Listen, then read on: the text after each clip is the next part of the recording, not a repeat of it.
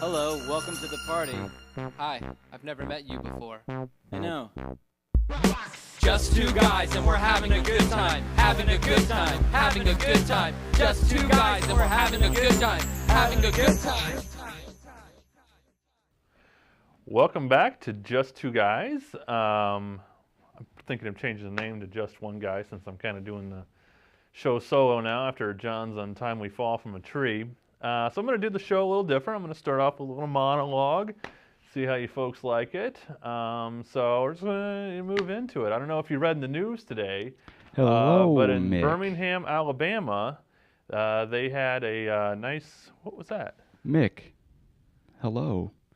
I've found damn good dating service. What? You should try it. What do you say, friend?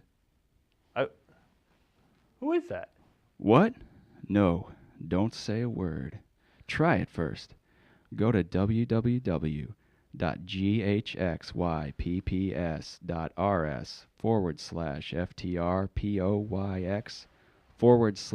www.ghxypps.rs/FTRPOYX/0787 for hot young girls. Whoa! Hey! Whoa! What is this? I'm not interested in things like that. No, my friend. Don't say a word. You will never seen girls this hot again, friend. What do you thinking this time? I don't think about that. What is this? Don't miss out this beautiful sex service. Wait a minute.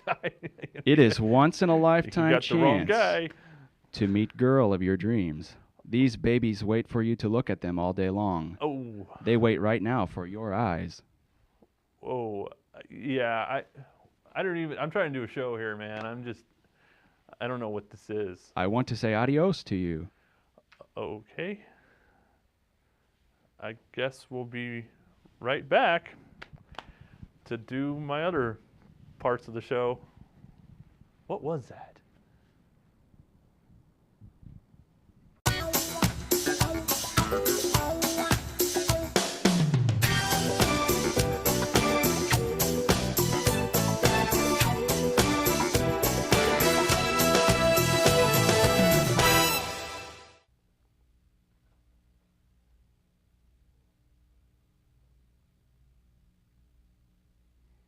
Well, apparently you're alive.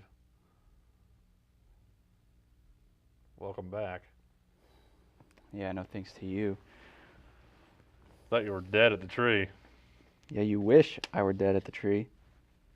Whatever. Guess we got to do our Just Two Guys show. Yeah, I have a question for you. All right, go ahead. Why did you leave me to die in the park? Les, that was a moment that I was going for help. And listen, I explained myself.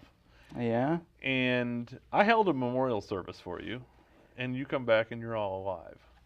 You claim you were going for help, but you sold all my clothes. Well, And what is one to do when they lose a close comrade like that?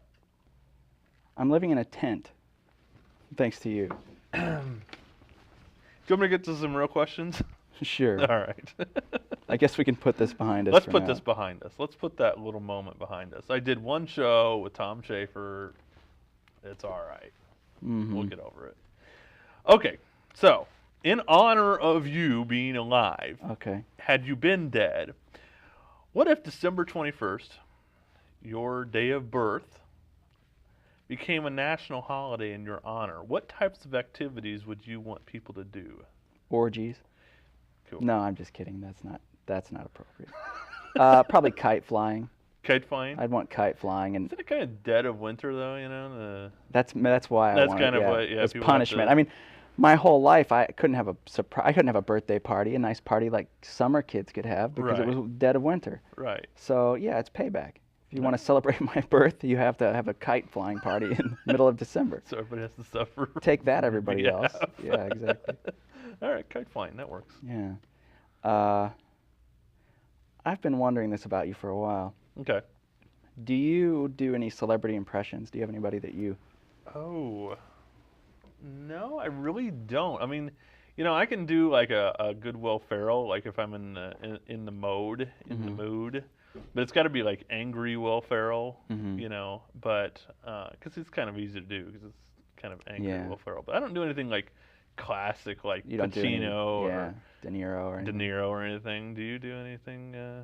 No. No, I don't either. I don't. I don't either. I mean, I'm happy to try, but Go it ahead. wouldn't look right. Okay, I'll do my De Niro. Are you talking to me? Is that good or not? That's a good one. Is That's that a good one? I got kind of a Nick Cage. Okay, let me see your Nick Cage.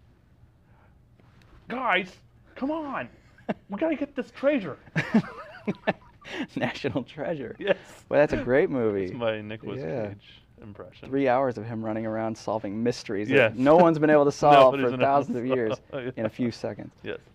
Okay, if you could only take on one prescription drug for the rest of your life, what would it be?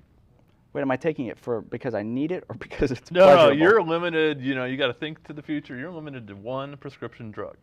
Oh, wow. I'd probably choose like a heavy painkiller because I feel like no matter what Figure comes you would up in do the that. future, no matter what comes up in the future, I could at least kill the pain. Well, that's I kind of thought about that question. That might be the like right a way to Vicodin or go. something. Yeah, just something to set you off a little bit. Yeah, that'd probably be it, I guess. That way, if I, whatever happened in the future, I could just pop a few and be like, oh, all the pain's gone, man. All right, that's a good answer. I That's a guess, good answer. yeah. One location in the U.S. that you have to see before you die, Oh. which is going to be soon Crap. in the park.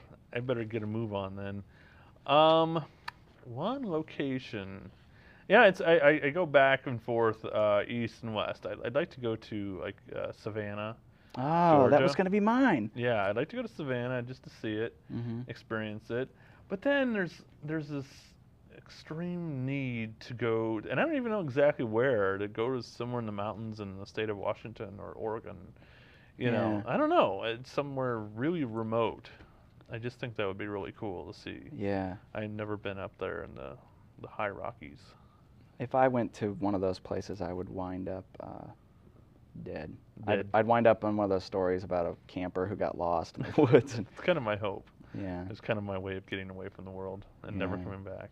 So, all right. Well, do you want to move on to a dramatic reading? Our second dramatic reading. We're gonna change Sure. things up for second season, and I've come up with a good dramatic reading. I think we should probably do, but I want to set the scene.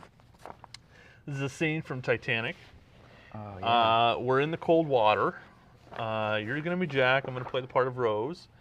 And so we're shivering. We've just dropped into the water. Rose is on a little crate I'm cold or whatever already. it happens to be, and you're in the water. So I'll start it off. It's getting quiet. Just a few more minutes. It'll take them a while to get the boats organized. I don't know about you, but I intend to write a strongly worded letter to the White Star Line about all this. I love you, Jack. No. Don't say your goodbyes, Rose. Don't you give up. Don't do it. I'm so cold. You're going to get out of this.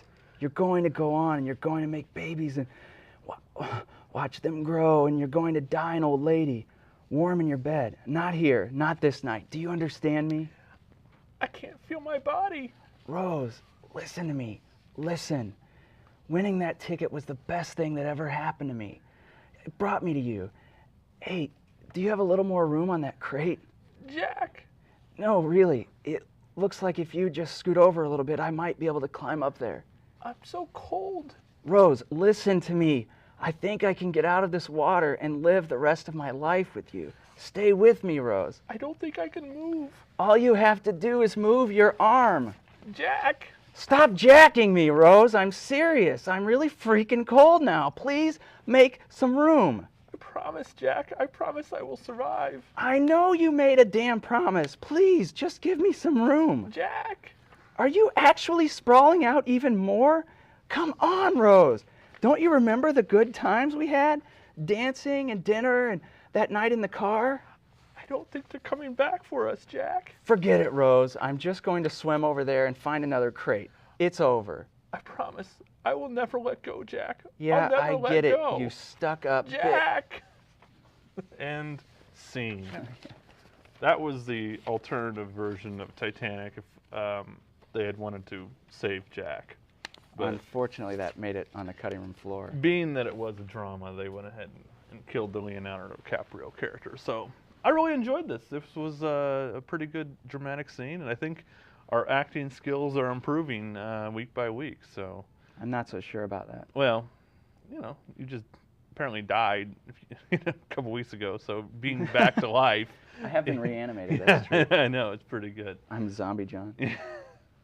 All right, so we will be back to you in a couple minutes here. Actually, it'll be a couple seconds the way A couple seconds. We don't have commercials here. Yeah, we don't have a commercial on this network. No. And we're going to have Rodd Whelpley from Springfield, Illinois, and a local author. He's going to talk about his book. So join us. Welcome back, Just Two Guys. We've got a very special guest here, Rodd Whelpley from Springfield, Illinois. He's a local author, and he's written a book called Capital Murder, and he's going to kind of discuss what it's like to be an author and kind of a little bit about the book. But John, I'll let you get this puppy started. Okay, Rod, you may know this, but when I was doing research for this interview, I went to Amazon looking for a copy of the book, and I found this quote. I don't know if you're familiar with the review on there, but it says, "Rodd Whelpley had better be around for a long time, or I will punch him." And I just wanted to know what your response is to a review like that on your first book. That is the better of two online reviews that I got. On the publisher's site, there is a review that I find very disturbing that says, I think if I can remember it correctly, it says, "I loved the graphic nature of the murders in this book. Yay." Oh my goodness. Which was disturbing to me for many ways, because I didn't think they were all that graphic.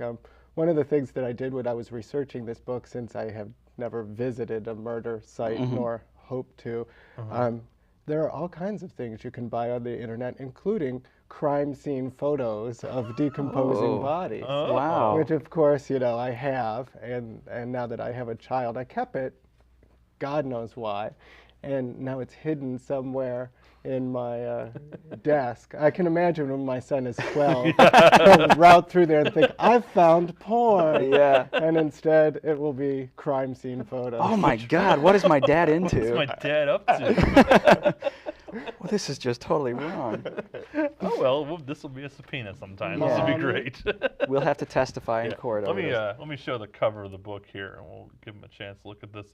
It's a really cool cover. It's got the state capitol on it. Kind of tells you exactly where the setting is going to be. Exactly, the state capitol. Yeah. Now, my friend Diana Nelson, who I worked with, designed that cover for me because I was distrustful of my publisher, and I thought they would put the national capital on there. Oh, yeah. And I told her, I said, well, I want a really interesting font on it. And she found a font, and she had to modify it a little, but the name of the font is Beat the Neighbors. Whoa. You are cool. Yeah, you are a cool dude, Rodd You keep Whelpley. dead body pictures. You find out these cool fonts. You have fonts called Beat the Neighbors the to Neighbors. Death. And Yeah. What is this? Beat the kids? that is amazing. Now, that totally threw me off. I did not expect that. A picture book with Beat the Neighbors as a font would be a nice... Yeah. I guess that's what I was going to talk about. I appreciate that you put the setting here because I think it's so easy to choose more romantic or more action-packed settings. And I always like to read fiction in places that I'm really familiar with. So that I could really appreciate about the book. Yeah. I plan on sending this to people out of town that are comfortable with Springfield and they know about it because I know it's going to be cool for people who haven't been there, and they can memories will pop up, Right. and a lot of things will pop up. I always enjoy, some folks will come up to me and they said, "You put my high school in this book." I thought, well, I had, a 1 in 4 chance. You also had some of the main characters head out of town to lay low in Salisbury, which I really appreciated. That was a good key point. Yeah. Right. It's a turning point, I think. Yeah. Oh yeah. Very nice. So what inspired you to write Capital Murder? What besides the photos in your desk? Oh, well, I'd like to think the photos came later and Oh, were okay. a consequence of having to Timeline's important here, isn't it? couple things. One was I had taken a creative writing class at UIS, and the teacher there, Jackie Jackson, was allegedly having her final creative writing class. And they named them differently, but you can do anything you want in these creative writing classes. And the name of it was Writing the Novel. And I told Jackie I didn't want to write a novel. And she said, write anything you want. And so, of course, I ended up writing a novel. And the reason I picked a murder mystery is one of the other professors at UIS, Dave Everson, was a writer who set murder mysteries in Springfield. He did about a half a dozen of them in the late 80s and early 90s. He was getting ready to retire, and his retirement was going to be to write even more murder mysteries. And I thought, now that's the way to retire. And the poor fellow, he died suddenly and unexpectedly, I guess, which is the same thing, about 3 months before he retired, and I felt so awful about it. And I thought, well, let's just write a book like Dave might have written in retirement, and let's not wait till we retire because we might not get the chance. Well, So that was sort of the two inspirations, and the main character is named Doug Ebersole, no accident, because although Dave Everson and I were kind of hello in the hallway kind of friends, I didn't know him very well, which gave me a lot of license to think, okay, I always imagined him, and he had kind of a wise ass kind of sense of humor, and I thought, well, let's let me make up things about him, and we'll just say that it's Doug Ebersole, and he can wander through this murder mystery and become, older, wiser, sadder, and say goodbye to people like you didn't get to in real life. So you sort of conjured this character based on a real person. Oh, yeah. Based on what you thought he might be like. Oh, exactly. Yeah. I mean, had I been saddled with a much better knowledge of Dave, I'm sure the book would have fallen totally apart. Right. That's good. Yeah. Oh, yeah. Now, it seems like I read, maybe you said something in the introduction of the book about him, and so I was kind of curious about him. So that's, I guess, talk us a little bit about your process. Oh, the process was, I wrote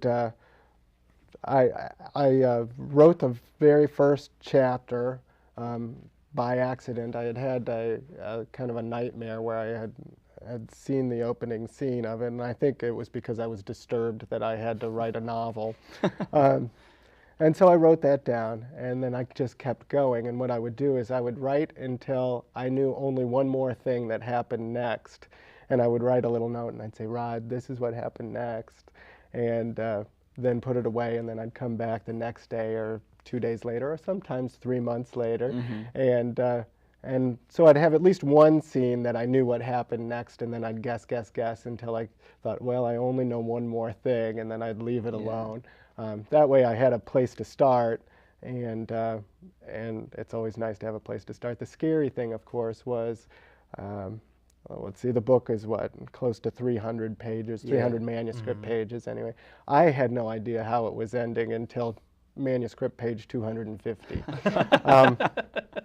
And boy, when it dawned on me, I had different possibilities in my head, of course, and I knew I'd have to backfill for whichever one turned out to be the right possibility. But boy, when one dawned on me that I liked, I felt very happy because, it sort of wrecks your life not to know. And after 250 pages of investment, you run the risk of becoming a total failure. And you feel that you're wearing that to work, even though nobody knows that you're getting up in the morning to write this book. Exactly. So, but you feel like you're wearing it on your sleeve. Oh, absolutely. Yeah. So is that how you did it? You just woke up and you just started putting it out there on paper? Oh yeah, and how long do you think it took then? All together? Even with the break and everything, it took me about a year to a year and 3 months, something like that, to get to the end of it. Now what we would do is Jackie Jackson, because of course the class only lasts a semester, she would come to my office about every 3 days and say, do you have another chapter? And I don't know if you know Jackie, she's a sweet little old lady who kind of wanders into your office, and and it was just so much easier to write a chapter than to see her look disappointed that you hadn't given her a chapter. That's great. And so on Saturday nights or Sunday nights, I think, oh my gosh, Jackie's going to come, and if I don't have a chapter, she's going to give me that look. And so I would write a chapter and hope it was good enough. That's hilarious. So she was giving you deadlines even well. Oh, after the class. absolutely, and criticism along the way. Yeah. There was one chapter that I just wrote to give her. It was horrific. I mean, it was terrible.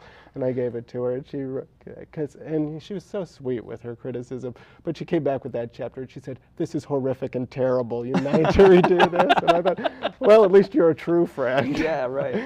Holy crap. Now, one thing I would like to talk about, because I think I like to remind people of this at every chance you get, that writing requires a lot of times more rewriting than the initial writing. And I think people forget that. They think the novelist sits at home and they write out the story from the beginning to the end, and there's not a lot of changing that takes place. Oh, that would be wonderful. Yeah. Yeah, that would be nice. That is the biggest fiction in fiction. Yeah, right. No, in fact, there was a lot of rewriting. And now I didn't write to the end and then go back and rewrite. Sometimes when I only knew one more thing, I would go back to what I already had and dink over sentences or rearrange scenes. Yeah. Or, you know, if I had, for example, that one horrific chapter, I got to write that 4 or 5 times. And a lot of the problems with writing is a lot of the book, you know, and a lot of what I imagine police work is talking to people. Well, standing around talking doesn't really make for a good scene. So you'll see that they're shooting baskets while they talk. Yeah. You know, I was trying to think of excuses for them to actually be doing something Yeah. while they talk. I mean, aside from like eating donuts or something awful like Right. that. So. Stereotypical. Like, Yeah, so a lot of time was thinking like, what possibly could they be doing while they're talking, Right. so that people wouldn't nod off. Yeah. So sometimes the scene would be, well, what if they were playing basketball? What if they were, I don't know, jogging? You know, what if they were in a car wreck and talking? I mean, it was- That's I love great. it. Yeah. So now what? Okay, so you put this in your mind. You got this whole story. Now let's be a little creative here. Now you turn this into a screenplay. Who plays the main parts there? Who's at least the lead role? Who do Oh, you my have goodness. pictured? Yeah, that's a good question. I always thought of Doug as kind of a younger Peter Falk, but Peter Falk was never young, so I don't exactly Yeah. know how that works. Yeah. I You could just see screwed that. up the whole Yeah, story for me. exactly. I see an old guy. I like that though, because I felt like Doug Ebersol's character was not. He was a lot more Peter Falk than a Dirty Harry or something. Oh, you know? absolutely. I mean, Yeah, very this guy much. gets beat up Yeah, quite a bit. he was a normal. I mean, he loses teeth. I wonder how this man carries a gun. Yeah, right. And in fact, there is a scene in there where he ought to be using his gun, but for some reason can't find it, I guess. I don't know. But that's sort of his thing. He loses things. I Yeah. mean, not like loses his keys, but all along this story, the poor character, he loses all his friends. He's about to lose his wife. I'm sure he's lost job satisfaction a long time ago with all the horrible people that I've forced him to work with. Yeah. And for some reason, does that make him sympathetic for me? I don't know. I guess that's just his character Yeah. trait. So yes, what loser can we cast in Hollywood for him? I don't know. had a real buff guy. And I had Like a one of Steve the big Buscemi stars. might be a good. Oh. Although, Doug yeah, Ebersol, Buscemi would that's be excellent. a little Yeah. quirky guy. Now, before we run out of time, I want to know: are you working on anything now, or do you have plans for another book? Oh, you know, the character, there's a character in there who my family calls the hero, Officer William Bussey. Well, Officer William Bussey is based not loosely on my cousin, Officer William Bussey of the Cleveland Police Force. And Officer William Bussey has read maybe one book his entire life, and this was the second. He called me up one night, and he has outlined a whole series of books where Officer William Bussey rises to the ranks and becomes chief of police That's in a matter of 15 years. So I do have a plan. I need to have Officer Bussey come and tell me exactly what Yeah. happens in this book, Right. but there is a trajectory for this. So William Bussey is your muse. Then. Oh, He's absolutely. leading And the- he's a big, tough muse, Yeah. so you don't want to run afoul of him. And then you've got Jackie Jackson coming into your office, and Oh yeah, the enforcer. Yeah, exactly. There you So are. We all need a little Jackie Jackson. we do, yeah. And maybe a little William Bussey too. Well, yeah, I gotta find out more about this. Well, I remember in the book, but I never picked it. Well, there you go. He could be Yeah. it. He could be it. How much time do we have? One minute. All right. Well, so you're probably a big reader then. Yes. Who is the most overrated author out there? Boy, the most overrated author. That's tough. Wow. Who would it be? There are so many, I Yeah. think. But Come on, you hate an author. You hate there's yeah, this who's like, one that you've you just got it. can't stand? You want to punch in the face. Punch in the face. Yeah. Well, no, it must be me because I'm the only one people want to punch. Hoping like J.K. Rodd Whelpley Rowling is or the most something. overrated author out there, and we've decided it on Two Guys No, Talking. this is it's a great book. It's a great read if you want to be familiar Pick with it up at garage sales everywhere. Yeah. All right. Thanks, Rod. Thank you for coming on the show. Well, thanks really for appreciate inviting it. me. So Yeah. everybody go look for the book in the library or on Amazon. Thanks.